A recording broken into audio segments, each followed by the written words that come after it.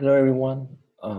We are group number one, and today we have the pleasure to discuss and talk about the models. Um, for our first model one will be the postal code response rate. The objective of this analysis is to provide uh, identification of the postal codes with a minimum acceptable response rate of 4% and the maximum number of contact of 6,500. The identified posts are then used in future marketing campaigns. By having these specific requirements and targets, the results will provide meaningful information regarding to the cost of the marketing department. Um, in this way, the company use their resource more effectively and, and obtain better results in their campaign, leading to higher rates of achievements. Some insights from this model is that we use some variables such as postal code, response rate, only the percentage of positive responses, the number of positive response, context, and index, which consists of a weighted formula, and the percentile. Looking at the graph, first we can clearly see the first chart above the blue line, which shows the response rate from the data set, intersects the red line, which is the target response rate, right after the top 60 percentile. It tells us that the requirement of the minimum acceptable rate of 4% is met from the 10 percentile up to the 70 percentile. So for the second chart, this shows the response rate. We can see that it represents the number of contacts, and the red line, which is the number of contacts, intersect at the point between top 70 and the top 70 and 60 percentile. We can reach, using the detailed zip code analysis, we concluded that we can reach around 7,108 contacts included in the top 70 of the postal codes before the response rate dropped to the lower than the minimum response rate of 4%. Since we identified that the first top 70 percentile meet the requirements, the company should go for these zip codes, which include the rank of 1 to 7. This marketing campaign will cost around 7,770 with a cost of 2.5 per contact. Some recommendations for the business is that depending on the marketing budget, we can recommend increasing or decreasing the minimum response rate so that the company will be able to spend its limited budget on customers that provide a better response. Having this flexibility will allow the company to reach to more audience and contacts, leading to better business decision. So now that I finished talking about model one, Keith will be discussing the following model, which is model two. Thank you.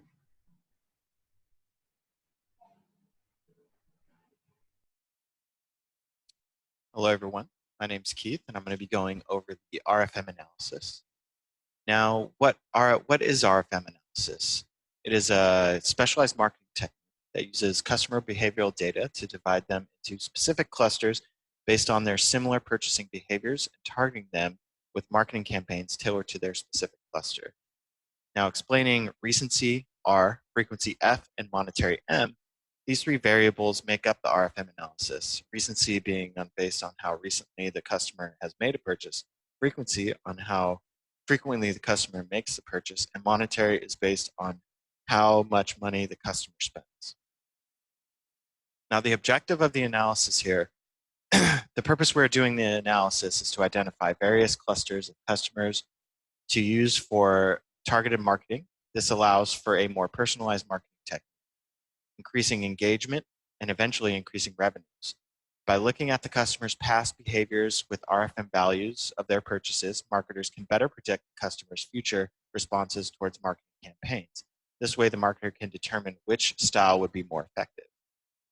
Now, here's a list of variables that are used throughout the test. We have ID, date most recent, transaction count, the amount, recency score, frequency score, monetary score, and the RFM score. Here we have the RFM bin counts. The RFM bin counts chart purpose is to show the customer's group distribution for each selected binning method.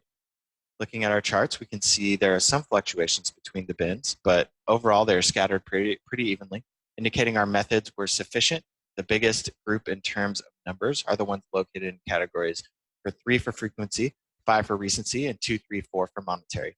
This allows us to know where we should focus our targeted advertisements first to achieve optimal results, while also showing us which groups are low in frequency and recency, so we can make decisions on achieving better relationships for those customers. Here we have the RFM heat map. This shows us the mean monetary value distributions through the recency and frequency variables. Using this chart, we can see the biggest spenders of the customers who have a rank of 5 in frequency and ranking of 4 and 5 in recency. On average, they spend around $1,000. Conversely, customers with the ranking of 1 in both frequency and recency have the lightest shade of coloring. They're spending the lowest among the rest of the groups. Judging by this chart, we can identify the frequency being the best predictor of monetary spending due to the identifiable increase in shading when moving from 1 to 5. Here we have the RFM histogram. It displays the relative distribution for each RFM category, including recency, frequency, and monetary. Looking at the chart, we can see the recency mean of March 19, 2006 that indicates the average latest transaction that took place on that specific date. This will give marketers a sense of how well their advertising is working, if it is slowed or increased. The middle of the chart shows us the majority of sales frequency is between 2 and 6, with the biggest frequency being 6 times. The right side showed us the majority of dollars spent are around $200 to $600, with the largest spending occurring at the $400 mark. Overall, the histogram shows us a useful in conveying valuable statistical information that we can analyze to show current trends taking place in every category. Now, some cautions while using the RFM analysis. Number 1, don't carpet bomb the whole customer base with ads because this leads to marketing fatigue. This occurs when the company sends an exceeding amount of advertisement with the same message to multiple platforms. You should take into account the RFM analysis takes into account only 3 factors. While these factors are important and useful, they are not all-encompassing. Number 3, finally, you should take into account the RFM analysis is solely based off past purchasing history, which lacks the present and future components. Things can change very quickly, and it is best to implement a predictive approach than just relying on descriptive ones. Here are some business strategies using different segments. First, the low R, low F, high M. Our recommendation is that we can see the customers haven't been active for some time, but we want to win them back because they spend a large amount of money. We suggest harvesting their past transaction and find out their interest in putting similar items on sale with some return incentives, which will make them consider time-sensitive purchases. Also, by judging the customers' not recent behavior of purchasing, we believe that these customers' interests could be associated with new seasonal offerings. So we suggest increasing frequency of new seasonal products to spur an increased rate of spending.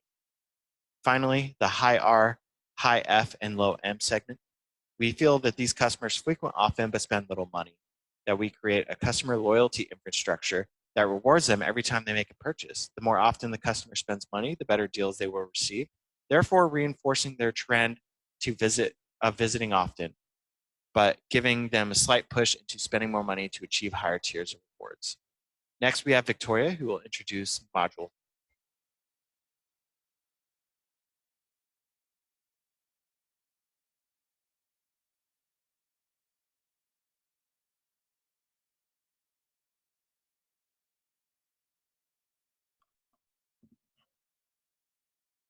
In this part of our presentation, we will look into another very useful dataset analysis called the propensity scoring technique. It is a statistical analysis of real outcomes from past experiences, campaigns for example, which results in propensity scores generation, indicating the most likely contacts to respond to the future campaigns. The technique employs binary logistic regression in order to build a predictive model.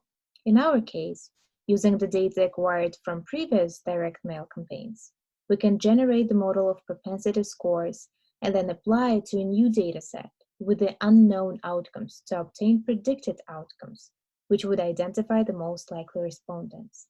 Thus, we have the potential to find insightful information that will serve as a useful guidance for the future campaigns. The objective of this analysis is to identify potential customers based on certain requirements, such as a minimum positive response rate, which is 4% in our case, with the help of various selected characteristics. The results of the analysis help predict the targeted groups of customers who will respond to the future marketing campaigns and eventually make a purchase. This way, our resources are used effectively and efficiently. First, we choose variables to base our analysis on. Here is the list of the variables we used in our analysis to construct the propensity scores. Thus, all of them played a role in building our predictive model. Next, when our model is done, we'd like to evaluate its condition. In order to gain a quick visual understanding of the model quality, we can take a look at this graph. The general rule says that the model score should be greater than 0.5 in order to qualify for being at least better than the random prediction. In our case, we have got the score of 0.56, as you can see from the graph, which is greater than 0.5. Thus, we can make our preliminary conclusion that the model's quality is satisfying. However, in order to verify the model's quality, we can take a further look at the classification table. Here we can see the testing sample response rate is 7.66%, which is the correct overall classification rate for positive responses. Since 7.66% is greater than our specified minimum response rate of 4%, we can conclude that the produced model is good and able to adequately identify the contacts. Now, we need to take a look at the confusion matrix calculations to gain insights on the model's performance and details. From these numbers, we see that model is doing a little better than 50% of the time and gives false alarms a little less than 45% of the times. This is consistent with overall model quality results we already observed. After we apply the produced model to a new dataset with unknown outcomes, we got 3,884 records that have a propensity higher than our given target response rate of 4%. Based on this outcome, if it costs $4 to reach a customer and an average order is $100, our ROI would be 2,400%, which is a pretty good result, especially if a person eventually makes more than one purchase. Value of this customer increases without additional costs incurred. In summary, using propensity scoring, we were able to construct a predictive model. This model identified the target customers based on our requirements, which was a response rate in our case. Now, targeting these exact customers will give us better chances of higher campaign responses. Consequently, higher responses will most likely lead to higher revenues. Moreover, the resources allocation will be more effective and efficient. Given our ROI of 2,400%, which is real good and positive, we can recommend using 4% target response rate since it's valid and profitable. The applied model also proved itself to be more useful than the random prediction. Next, Samuel will present you the cluster analysis technique.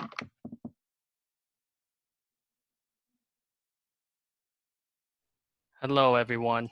Now, our team has been tasked with identifying specific demographic groups in our customer database to determine marketing strategies. The reason why we are identifying groups in our large customer base is because we will be able to efficiently allocate resources and have less marketing and advertisement costs if we just target a specific group in our customer base than the entire customer base as a whole, because only specific groups have an interest in a certain product, unlike the other rest of our base. We can do this by conducting cluster analysis, and the objective of this analysis is to identify natural groups or clusters of customers in our database based on similar demographic and purchasing characteristics such as age and gender. With this information, we'll be able to assist the marketing divisions of the company to analyze similarities within a specific demographic group and develop new product offerings and advertisement that is just for them. And this will improve customer response rates for that group, and that will increase customers of buying our products, and then improve product retention rates, and those customers from that group will stay loyal to our product. And also be more profitable in the long run if we do it this method than targeting the entire customer base as a whole. The first step in the cluster is to identify the 7 cluster variables, and they're shown right here. Age, income, and children are continuous variables, and the last 4 are categorical.